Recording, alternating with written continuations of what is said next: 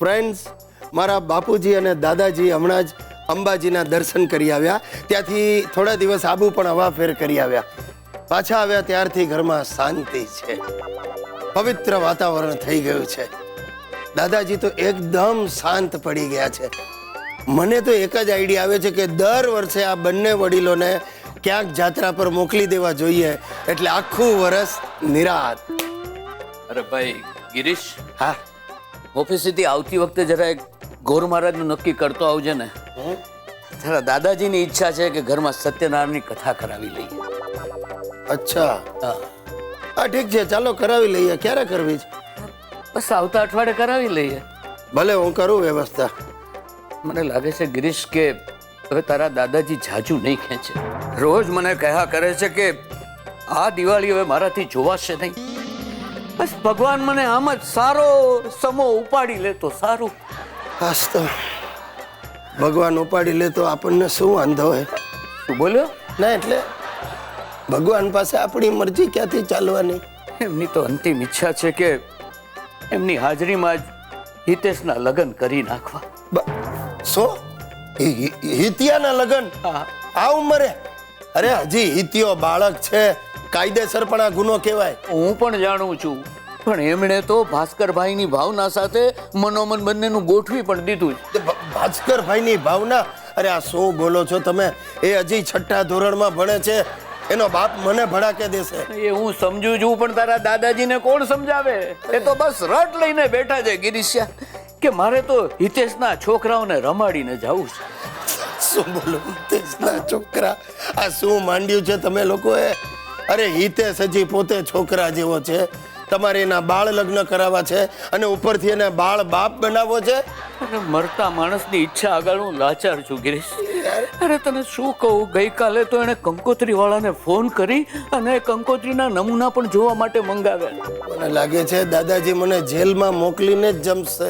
એ સિરીસિયા તું અહીંયા બેઠો. સિરીસ ભાઈ, તે ભાસ્કર ભાઈ સાથે વાત કરી? દાદાજી, તમારી ગાય છું ગાય. આ વાત બંધ કર. જોગીરિયા, તું ગાય બંધ કે બકરી, પણ એકવાર મારા હિતિયાને ઘોડે ચડાવી દે એટલે બસ. જુઓ બાપુજી, તમે સમજો, બાળ લગ્ન એ ગુનો કહેવાય. આ વાત છે ને અહીંયા તમે બંધ કરી દો તો સારું. જો તમારી એવી જ ઈચ્છા હોય ને તો હું બીજા લગ્ન કરી લો. નપાવન એમ બોલ ને કે તારે બીજી વાર ઘોડે ચડવું. એવું હશે ને તો હું તારો બાપો અમે બીજી વાર પુનઃ લગ્ન કરીશું. એટલે બાપુજી આપણા પુનઃ લગ્ન થશે. હે અંબા માં, હવે આ બંને ડોસલાઓ ઘોડે ચડવાના સપના જોવા લાગ્યા. ભલે જોતા હિતિયો તો બચ્યો. દોસ્તો, મેં જે જોયું છે તમે જોયું છે? આજકાલ બ્યુટી પાર્લરની જેમ ગલીએ ગલીએ મેરેજ બ્યુરો ફાટી નીકળ્યા છે. જે બહેનોનું પોતાનું ગોઠવાતું નથી ને એવી બહેનોએ પણ મેરેજ બ્યુરો ચાલુ કરી દીધા.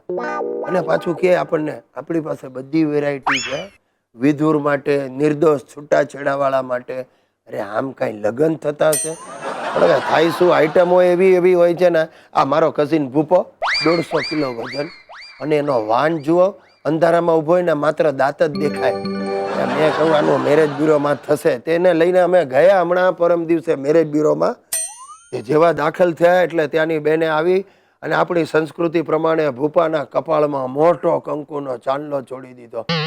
હવે ત્યાં ગરમી, એસી બેસી દેખાય ને થોડી વારે ભૂપાને પરસેવો ચાલુ થયો અને ઓલું કંકુ ટપકવા માંડ્યું. તમે આદિમાનો બેઠો એવો જ ભૂપો લાગે. અને એટલામાં કન્યા દાખલ થઈ. એણે ભૂપાને જોઈને ચીસ પાડી. બ્યુરો વાળા એને શાંત પાડી અને પછી મેં કહ્યું કે ભાઈ હવે શરૂ જ કરો, કન્યા શું કરે છે એના વિશે માહિતી. એટલે પેલા બહેન મંડ્યા વાંચવા. આ ભારતીબેન છે, નાનપણમાં જ માતા પિતાનું છત્ર ગુમાવ્યું, એટલે કાકા કાકીએ ઉછેરીને મોટા કર્યા. પણ 12મા વર્ષે જ કાકા પણ સ્વર્ગેશ વિધાવ્યા. ત્યાર પછી કાકીએ એમને ભણાવી ગણાવીને મોટા કર્યા. પરંતુ SSC ની પરીક્ષામાં બેસે એ પહેલા કાકી પણ ગુજરી ગયા. તેમ છતાં ભારતીબેને મહેનત કરીને SSC પાસ કર્યું અને આજે 2,500નો પગાર કમાય છે. આટલી ઇન્ફોર્મેશન સાંભળીને મારું મોઢું પડી ગયું. હું ભૂપા સામે જાઉં. ભૂપો ભડક્યો. એને મનોમન થયું કે હવે આ મારો વારો, આ ભારતી મને ભરખી જશે અને 2,500 પગાર છે એટલે નક્કી સચિવાલયમાં ઝાડુ પોતાની નોકરી કરતી હશે.